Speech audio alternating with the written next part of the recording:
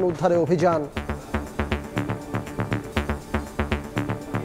প্লেনটা দেখি যে পিছন থেকে আগুন জ্বলতে আছে, 1 সেকেন্ডও লাগে না, প্লেনটা নদীতে পড়ে গেছে, দুই ভাগ হয়ে গেছে। এটা মানে ব্লাস্ট হয়ে দুই ভাগ হওয়ার পরে এক অংশ পড়ছে দেখি সামনে আর এক অংশ পড়ছে দেখি পিছনে। মুহূর্তে আগুন লাগছিল, ইচ্ছা করলে তখন ওরা ওখান থেকে প্যারাসুট জাম দিয়ে নামতে পারতো। জানমালের ক্ষতি না হয় তার জন্য ওরা ওই নদী কর্ণফুলী নদীতে ওরা বিমানটাকে ল্যান্ড করানোর জন্য ওই পর্যন্ত চলে আসছেন এবং এই কারণেই মূলত ওই মুহূর্তে আর ওরা লাস্টলি সেফ টাইমে ওরা জাম করতে পারে নাই। নিজেদের জীবন উৎসর্গ করে সে পানিতে যে পড়ছে।